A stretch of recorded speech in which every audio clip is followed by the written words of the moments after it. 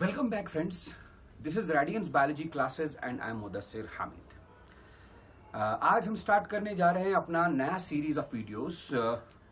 In this series of videos, we will be explaining about the basic principles and processes of biotechnology. And later, after that, we will take another series of videos in which we will explain about the applications of biotechnology. Right? तो आज के video में हम बात करेंगे biotechnology के कुछ principles और प्रोसेसेस की. बेसिक टेक्निक क्या है बायोटेक्नोलॉजी का, थोड़ा सा हिस्टोरिकल बैकग्राउंड के बारे में. राइट? तो let me first tell you about the definition of biotechnology. You can see on the board, definition में लिखा है बायोटेक्नोलॉजी बायोलॉजी का ही एक ब्रांच है, वेरी रिसेंट मॉडर्न ब्रांच, जिसमें लिविंग ऑर्गेनिजम्स को यूटिलाइज किया जाता है. Living organisms are used to develop, use of living organisms to develop products, to develop technologies, to develop processes for the welfare of the mankind, right? ऐसा branch biology का जिसमें living organism को ही use किया जाएगा ऐसी technologies, ऐसे products, ऐसी चीजें डेवलप करने के लिए जिससे मैनकाइंड को फायदा मिले. Right? Biotechnology can be divided into two branches. दो ब्रांचेस में हम बायोटेक्नोलॉजी को डिवाइड कर सकते हैं on the basis of time period. Right?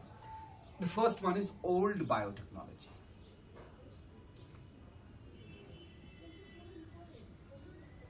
And second one is modern biotechnology.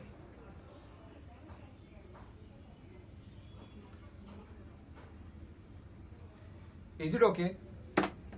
Old biotechnology means use of natural potential and processes of organisms.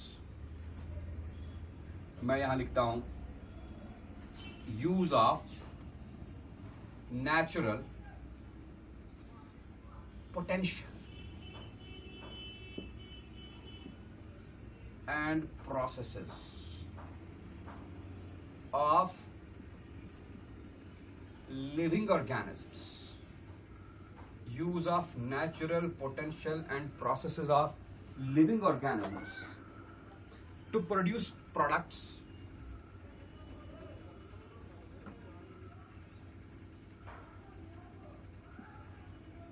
on a commercial scale.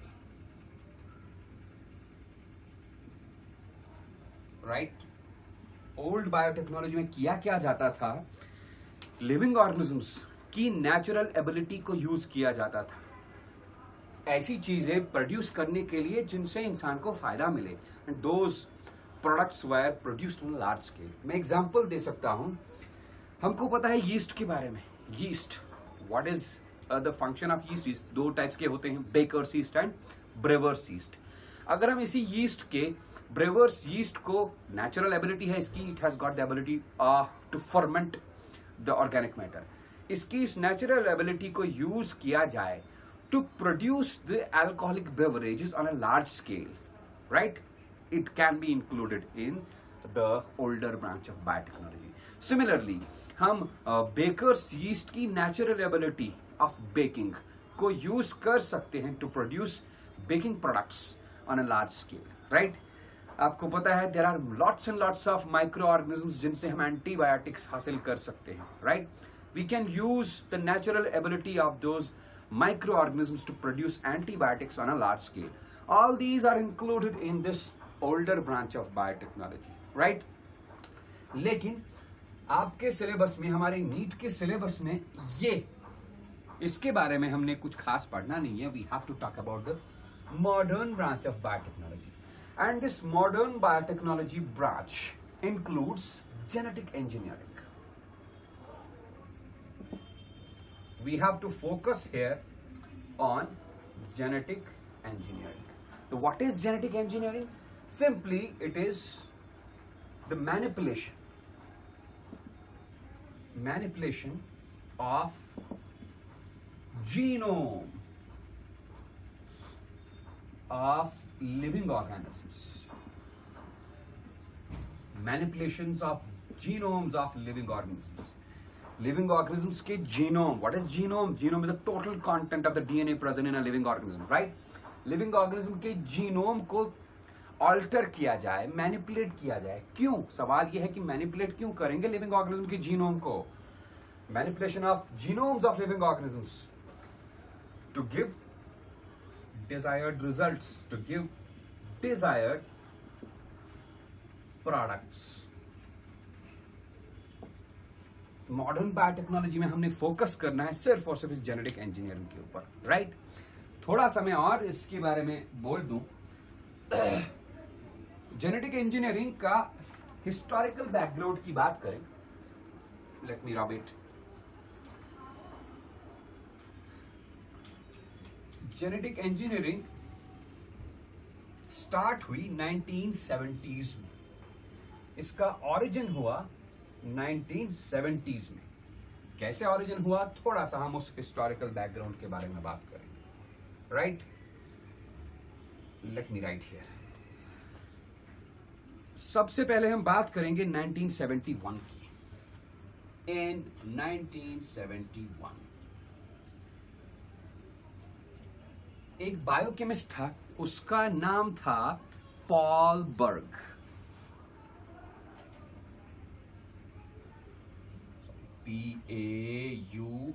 Paul, Paul Berg. He is regarded as the father of biotechnology, right? What he did, Paul Berg ने किया क्या? इसने lambdaphage, a type of a bacteriophage. What is a bacteriophage? Bacteriophages are the viruses which infect bacterial cells. इसने lambdaphage के DNA piece को, piece of DNA from lambdaphage was introduced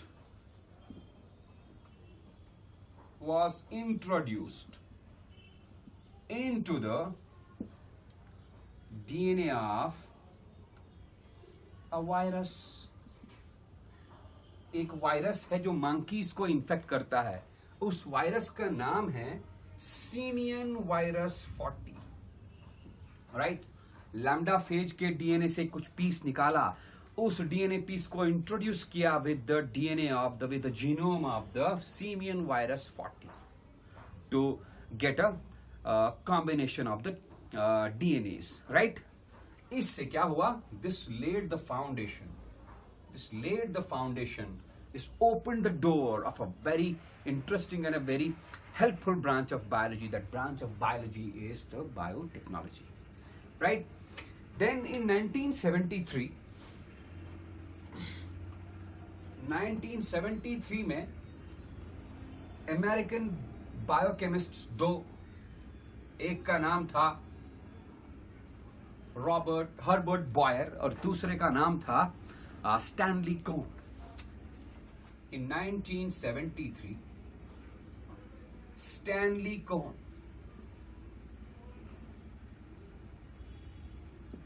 and Herbert Boyer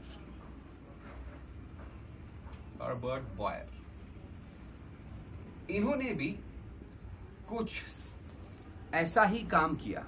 What they did, they combined a gene from a bacterium with the plasmid of the E. coli. They combined the gene of a bacterium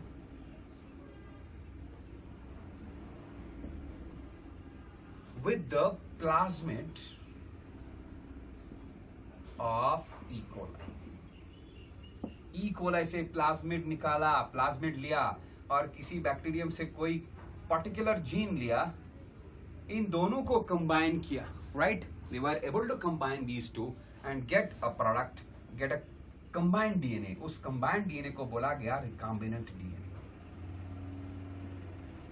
Recombinant DNA. They achieved this feat in 1973 approximately. Is it okay? Since the DNA produced by the combinations of these two pieces of the genome. What is plasmid? होता क्या है? You might be knowing this. Plasmids are the extra chromosomal DNA molecules, circular, double-stranded. Extra chromosomal DNA molecules present in the bacterial sales. सारे bacterial cells के अंदर नहीं होते, कुछ कुछ बैक्टीरियल सेल्स के अंदर होते हैं।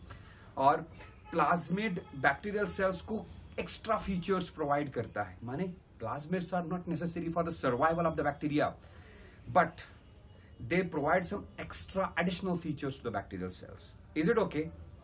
तो इकोलाई में प्लाज्मिड था, इकोलाई प्लाज्मिड के साथ उसको काट के उसके अंदर किसी और बैक्टीरियम का जीन डाल दिया। They got a DNA, that DNA is a combination of plasmid DNA and the bacterial DNA, bacterial gene. This DNA is known as recombinant DNA. That's why genetic engineering is also known as recombinant DNA technology, क्योंकि इसमें recombinant DNA बनता है। Recombinant DNA technology, right? Let me tell you one thing, this recombinant DNA can also be named as, it can also be termed as chimeric DNA. Is it okay? This feat was achieved in 1973 approximately by Stanley Cohn and Herbert Boyer. One more point I need to mention here is biotechnology में, rather modern biotechnology यानी कि genetic engineering में कुछ बहुत ही important tools की जरूरत पड़ती है। हम एक एक करके सबके बारे में पढ़ेंगे। फैक्टर्स की जरूरत पड़ती है, एंजाइम्स की जरूरत पड़ती है, राइट? होस्ट सेल्स की जरूरत पड़ती है। मैंने एंजाइम्स कहा, एंजाइम्स बहुत तरह की एंजाइम्स की जरूरत पड़ती है, but very important enzymes which are used in genetic engineering. उन एंजाइम्स के बगैर जेनेटिक इंजीनियरिंग होगा ही नहीं, पॉसिबल ही नहीं। उन एंजाइम्स को हम रेस्ट्रिक्शन एंडोन्यूक्लियसिस बोलते हैं। हम आगे पढ़ेंगे इसके बारे में डिटेल में। रेस्ट्रिक्शन एंडोन्यूक्लियसिस की डिस्कवरी के बारे में बोलूं,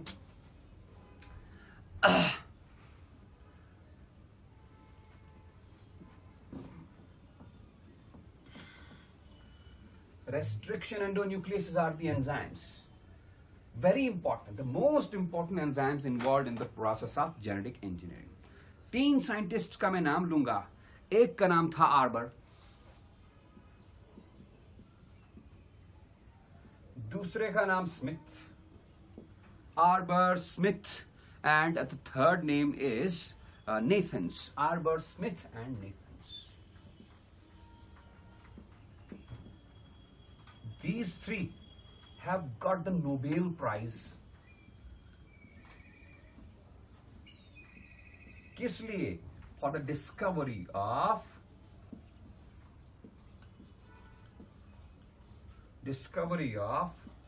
restriction endonucleases.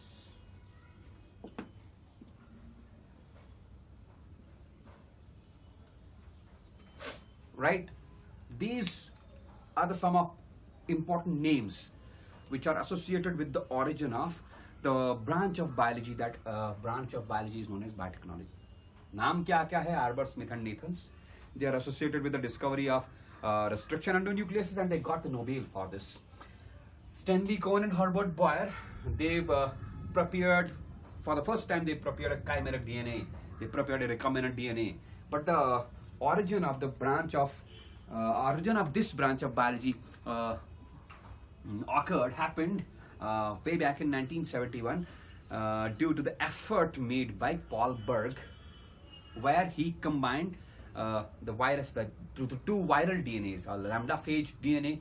He was introduced by him into the DNA of simian virus 40. Okay?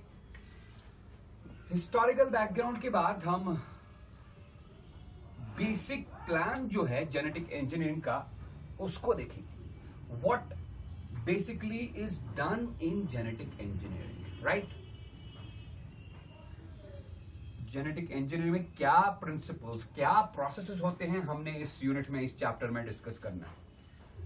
But for now हम यहां पर बात करेंगे the basic mechanism of genetic engineering. Okay, देखिए जेनेटिक इंजीनियरिंग में सबसे पहले हम बात करेंगे पैसेंजर डीएनए की, राइट? मान लीजिए it is a piece of double stranded DNA, इसको हम पैसेंजर डीएनए बोलेंगे. अब ये पैसेंजर डीएनए भैया है क्या? पैसेंजर डीएनए वो वाला डीएनए फ्रैगमेंट है जिसके अंदर वो जीन है जो जीन को हम किसी दूसरे डीएनए मॉलिक्यूल के अंदर इंट्रोड्यूस करना चाहते हैं, राइट? पैसेंजर डीएनए हमने लाया कहां से है, इसके बारे में हम थोड़ी देर में बात करेंगे। पैसेंजर डीएनए, लेट हमारे पास बैक्टीरियल सेल है एंड मान लीजिए इस बैक्टीरियल सेल में एक प्लाज्मिड भी है। This is the plasmid of the bacterial cell. Okay, तो what can be achieved, what will happen in this genetic engineering procedure? सबसे पहले बैक्टीरियल सेल से प्लाज्मिड को एक्सट्रैक्ट किया जाएगा। Extraction of the plasmid, extraction of plasmid from the bacterial cell. Is it okay? उसके बाद इस प्लाज्मिड को कट किया जाएगा like this. This is the cut out plasmid. अब सवाल यह है कि इस प्लाज्मिड को कट कैसे किया जाएगा?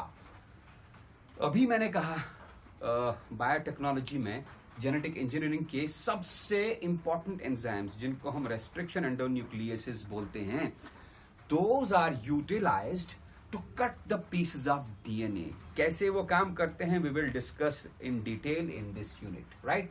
सो this is the cut plasmid.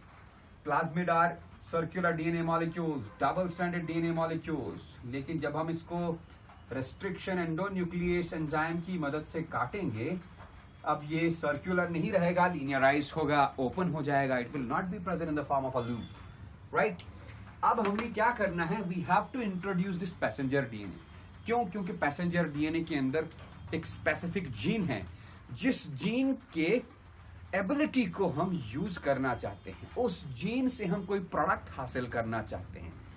इस जीन को हमने लाया कहां से, दैट्स अ सेपरेट स्टोरी। हमने क्या करना है, हमने इस जीन को इसके साथ इंट्रोड्यूस करना है। ओके, ये हमने इन दोनों को ज्वाइन किया। ज्वाइन कैसे करते हैं? Again DNA fragment, double stranded DNA fragments को ज्वाइन करने के लिए भी एंजाइम्स की जरूरत पड़ती है। The enzymes are known as DNA ligases, उनके बारे में भी हम बात करेंगे। तो we will get a plasmid like this.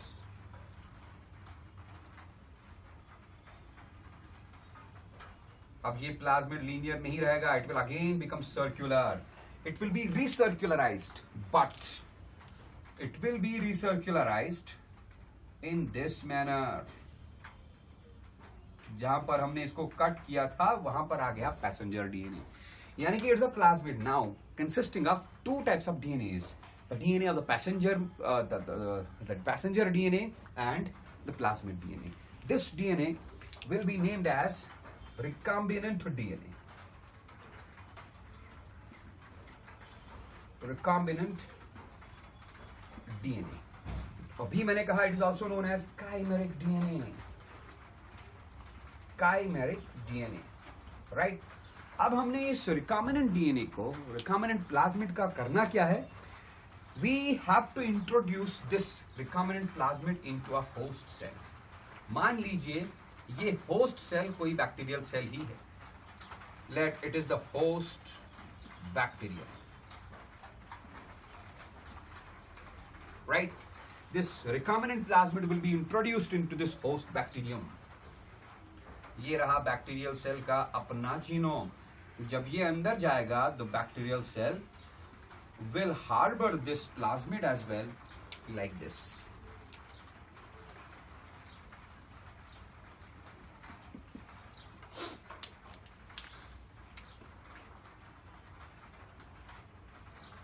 Okay. ये बैक्टीरियल सेल जिसके अंदर ये रिकॉम्बिनेंट प्लाज्मिड आया, इस बैक्टीरियल सेल को हम ट्रांसफॉर्म्ड बैक्टीरियल सेल बोलते हैं या ट्रांसफॉर्मेंट बोलते हैं, राइट? अब क्या, अब देख लीजिए, ये बैक्टीरियल सेल नॉर्मल तरीके से ये डिवाइड होगा bye binary fission. After lots and lots of cycles of binary fission it will produce a colony of bacterial sales, और उस कॉलोनी के अंदर जितने भी बैक्टीरिया होंगे, 1000 बैक्टीरिया, 10,000 बैक्टीरिया, 1 लाख बैक्टीरिया, हर बैक्टीरियम के अंदर, कॉलोनी के अंदर millions and millions of bacteria होंगे, उनमें से हर बैक्टीरियल सेल के अंदर इस पैसेंजर डीएनए की कॉपी होगी। What is this passenger DNA? ये पैसेंजर डीएनए हमने कहीं से लाया है, और इस पैसेंजर डीएनए के अंदर एक स्पेसिफिक जीन है, जिस जीन के प्रॉपर्टी के, जिस जीन के पोटेंशियल को हमने यूज करना है, राइट? अब देखो, एक और चीज हम कर सकते हैं। जैसे ही हमने कॉलोनी ऑफ बैक्टीरिया बनाया, उस कॉलोनी ऑफ बैक्टीरिया में हर बैक्टीरियम के अंदर obviously plasmids are the DNA molecules, plasmid का रेप्लिकेशन होगा। जाहिर सी बात है, प्लाज्मिड डीएनए है तो डीएनए का ट्रांसक्रिप्शन भी होगा, ट्रांसलेशन भी होगा। अगर इस प्लाज्मिड का ट्रांसक्रिप्शन ट्रांसलेशन होगा, मतलब ट्रांसक्रिप्शन और ट्रांसलेशन होने के प्रोसेस को हम एक्सप्रेशन बोलते हैं। व्हेन दिस प्लाज्मिड एक्सप्रेसेस, मतलब इस कॉलोनी ऑफ बैक्टीरियल सेल्स में सारे के सारे प्लाज्मिड्स एक्सप्रेस होंगे, उनके अंदर जितने भी जीन्स हैं वो एक्सप्रेस होंगे, राइट? इसका मतलब पैसेंजर डीएनए के अंदर वाला जीन भी एक्सप्रेस होगा। एक्सप्रेस होना मतलब पैसेंजर डीएनए वाले जीन का ट्रांसक्रिप्शन हो गया, ट्रांसलेशन हो गया, ट्रांसलेशन होने के बाद प्रोटीन बना। मतलब इस कॉलोनी ऑफ बैक्टीरिया में कैपेबिलिटी है एक स्पेसिफिक प्रोटीन बनाने की। उस प्रोटीन को हम सेपरेट कर सकते हैं। We can use that protein for the benefit of the human kind. Is it okay? हाँ, मैं यहां लिख सकता हूं desired protein. So this is the basic plan of what has to be done in the experiment of the genetic engineering. इसी basic plan, ये वैसे तो on paper easy दिखता है, but it's not easy. इस basic mechanism में एक एक point में क्या क्या requirements हैं और क्या क्या processes होती हैं. What principles are used in each and every step of this mechanism of genetic engineering. What requirements are needed there at each and every step of the genetic engineering. We have to study this in detail. सबसे पहले हम बात करेंगे यहाँ पर आज के video में पैसेंजर डीएनए की। क्या है ये पैसेंजर डीएनए? कहाँ से लाया हमने ये passenger DNA? Let's talk about this a bit.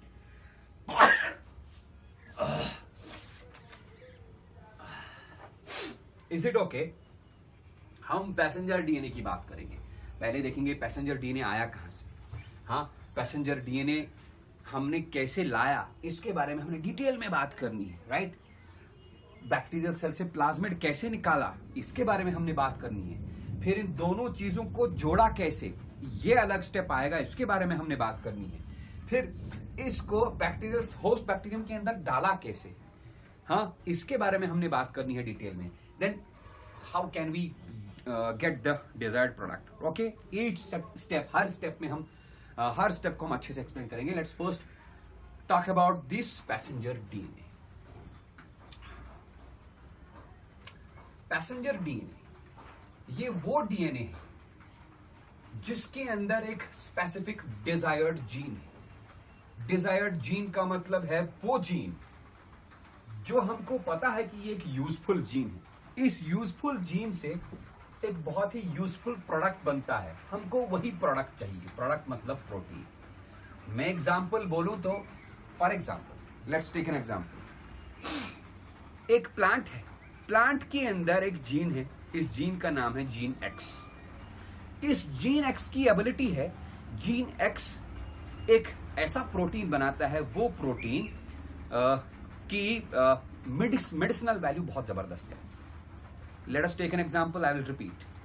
A tree is there, a plant is there. इस प्लांट के अंदर एक जीन है, इस प्लांट के डीएनए के अंदर एक जीन है। Let that name of that gene is gene X. इस जीन एक्स की कैपेबिलिटी क्या है? जब ये जीन एक्स एक्सप्रेस होगा, ट्रांसक्रिप्शन होगा, ट्रांसलेशन होगा, तो ये एक प्रोटीन बनाएगा। Let the name of that protein is protein X. हमको पता है कि ये प्रोटीन X का मेडिसिनल वैल्यू बहुत ज्यादा है, इसको हम बहुत सारे डिजीजेस के अगेंस्ट यूज कर सकते हैं। तो रिसर्चर के दिमाग में ये है कि मैं इस प्लांट से ये जीन एक्स निकाल लूं, राइट? इस जीन एक्स को मैं लेबोरेटरी में किसी बैक्टीरियल सेल के अंदर जो प्लाज्मिड है उस प्लाज्मिड के अंदर डालूं, तब जाके मैं लेबोरेटरी में इस प्रोटीन को लार्ज स्केल में प्रोड्यूस करूं। Is it okay? राइट है ना? तो पैसेंजर डीएनए क्या है? It's a fragment of DNA. which contains a desired gene, a specific gene which has got a very very high importance. Is it okay? तो passenger DNA हम कहां से लाते हैं भैया? पैसेंजर डीएनए हम 3 जगह से ला सकते हैं. Passenger DNA can be got from 3 sources, right? एक, it can be a synthetic DNA. Laboratory में सिंथेसाइज किया हुआ है डीएनए, ये भी हो सकता है, लेकिन जेनेटिक इंजीनियरिंग में इस वाले डीएनए का ज्यादा इंपॉर्टेंस है नहीं. It can be a complementary DNA, cDNA, complementary DNA. शायद आपको पता हो कॉम्प्लीमेंट्री डीएनए एक ऐसा डीएनए है which is got from retroviruses after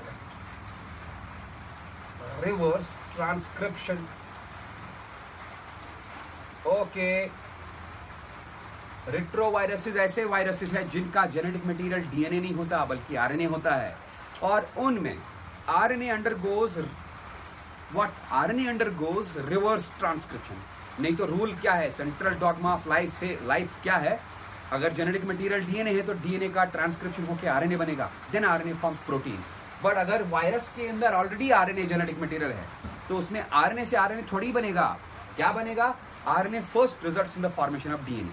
वो डीएनए जो आरएनए से बनेगा उस डीएनए को हम बोलते हैं कॉम्प्लीमेंट्री डीएनए. उसके बाद इस कॉम्प्लीमेंट्री डीएनए का नॉर्मल ट्रांसक्रिप्शन होगा, it produces protein, normal RNA, then normal RNA undergoes translation to produce protein, right? तो what happens in case of retroviruses? इनका जेनेटिक मटेरियल आरएनए होता है, आरएनए का बैकवर्ड ट्रांसक्रिप्शन होगा तो डीएनए बनेगा. नहीं तो डीएनए से आरएनए बनना चाहिए, लेकिन अगर मैं बोलूं बैकवर्ड ट्रांसक्रिप्शन, रिवर्स ट्रांसक्रिप्शन, मतलब आरएनए से डीएनए बना, that DNA is known as cDNA. This cDNA can also be used as a passenger DNA in the experiment of genetic engineering. तीसरा और सबसे important is the random DNA. अब ये random DNA क्या है? Random DNA मतलब DNA जो हमने किसी सेल से एक्सट्रैक्ट किया. कौन सी सेल से एक्सट्रैक्ट कर सकते हैं? हम रैंडम डीएनए को प्लांट सेल से एक्सट्रैक्ट कर सकते हैं. हम रैंडम डीएनए को एनिमल सेल से भी एक्सट्रैक्ट कर सकते हैं. हम रैंडम डीएनए को बैक्टीरियल सेल से भी एक्सट्रैक्ट कर सकते हैं, और we can extract it from viruses as well, right? तो how can we extract this random DNA? क्या प्रोसीजर क्या है इस डीएनए के एक्सट्रैक्ट करने का? मैं यहां पर कुछ 2-4 पॉइंट्स लिखूंगा. सबसे पहले मान लो हमने प्लांट सेल से डीएनए एक्सट्रैक्ट करना है या बैक्टीरियल सेल से. सबसे पहला स्टेप आएगा, मैं लिखूं यहां पर extraction of random DNA, right? The first point, the first method, the first step in this extraction of DNA is the cell lysis. जिस सेल से हमने डीएनए को निकालना है उस सेल को ब्रेक करना है. लाइसिस माने break down of cell, right? How is this achieved? ये 2 तरीके से हो सकता है. एक मैकेनिकल प्रोसेस से, मैकेनिकल मेथड से, and another one is chemical process, right? Mechanical process में हम क्या करते हैं? सेल सस्पेंशन को, सेल सॉल्यूशन को लेते हैं एक टेस्ट ट्यूब के अंदर, उस टेस्ट ट्यूब को होमोजेनाइजर में डालते हैं. हाँ, फिर इस होमोजेनाइजर का क्या होता है? Homogenizer rotates at a very high speed. उसके अंदर जितने भी सेल्स होते हैं, thousand and thousands of cells, the cells rupture. Cells के अंदर जो सेल ऑर्गेनल्स होते हैं वो रप्चर होते हैं. In fact nucleus is also a cell organelle, वो भी रप्चर हुआ. न्यूक्लियस के अंदर है क्या चीज? Chromosome, DNA.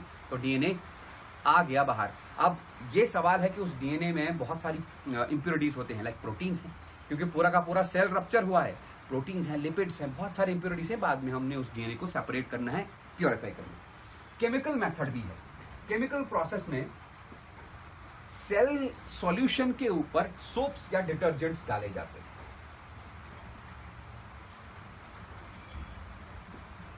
डिटर्जेंट्स और soaps are used, what they do, ये डिटर्जेंट्स क्या काम करते हैं, they degrade lipids,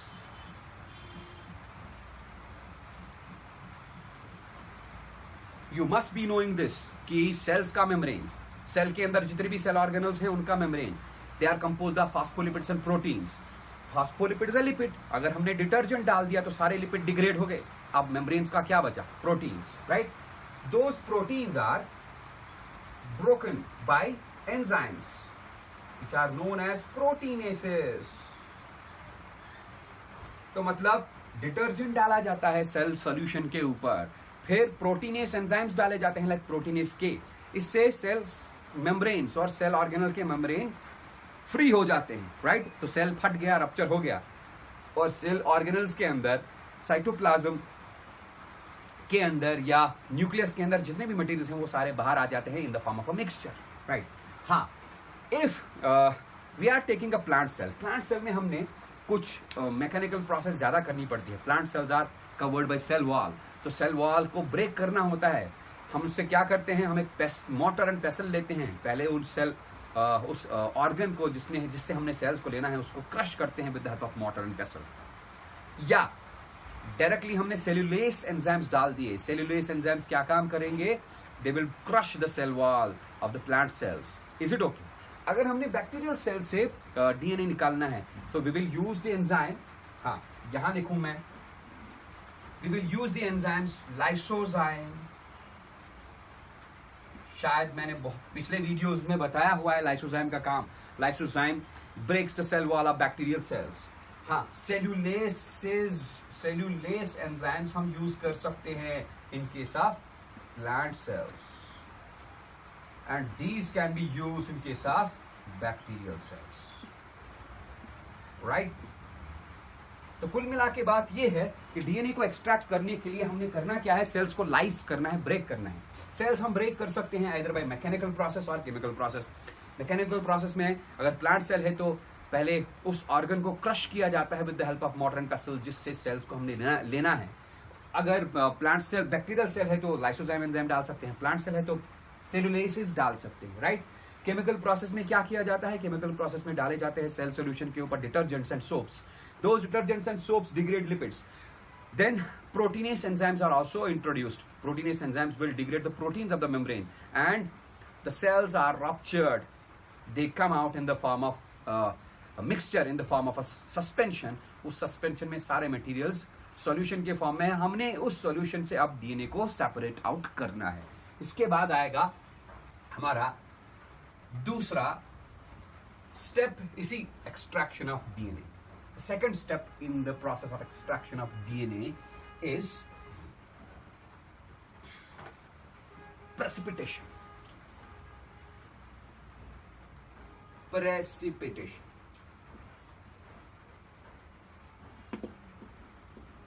Right.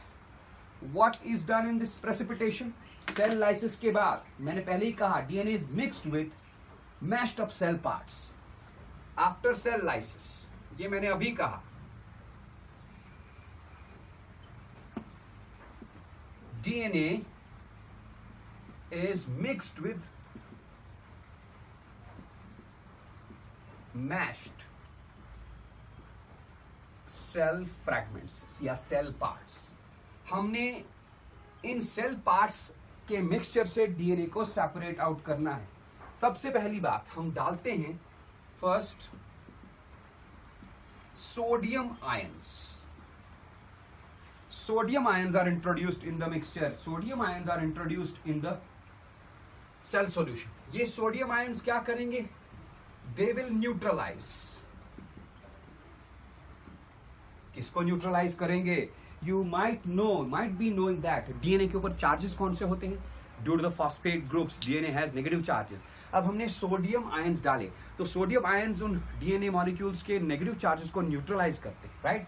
They will neutralize the negative charge of DNA molecules. तो डीएनए स्टेबलाइज हो गया, राइट, और लेस वाटर सॉल्युबल हो गया। Due to this DNA becomes stable and less water soluble. Less water soluble. Is it okay?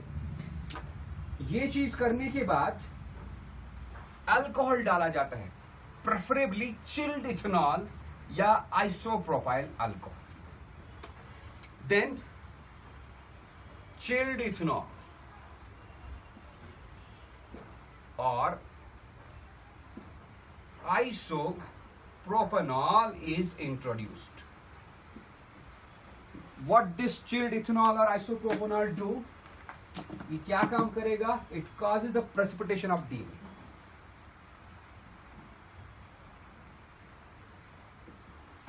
Causes the precipitation of DNA. Right? ये DNA बाकी aqueous solution से precipitate out होगा. हम इस DNA को उठाएंगे, थोड़ा बहुत इसमें इंप्योरिटीज अभी भी हो सकते हैं, इस डीएनए को और थोड़ा प्यूरिफाई करेंगे तो आ गया हमारे पास क्या? इस सेल से निकला हुआ डीएनए. लेकिन हमने ये सारा का सारा डीएनए यूज नहीं करना है, हमको सिर्फ इस डीएनए के अंदर जो डिजायर्ड फ्रैगमेंट है वो चाहिए. राइट? इस डीएनए के अंदर जो डिजायर्ड जीन है, जिस जीन की हमको जरूरत है, हमको वो जीन चाहिए.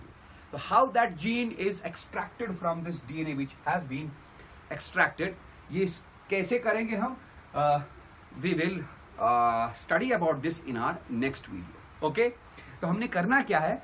हमने देखना है कि ये जो डीएनए हमारे पास है, जो प्रेसिपिटेट आउट हुआ है सेल लाइसिस के बाद, इस डीएनए के अंदर एक डिजायर्ड जीन है, उस डिजायर्ड जीन को हमने अलग करना है. ये हम नेक्स्ट वीडियो में पढ़ेंगे. डिजायर्ड जीन को हमने अलग किया, उसके बाद उस डिजायर्ड जीन को हमने कंबाइन कराना है, मिक्स कराना है, ज्वाइन कराना है with the plasmid that has been extracted, with the plasmid जिसको हमने बैक्टीरियल सेल से निकाला हुआ है. राइट?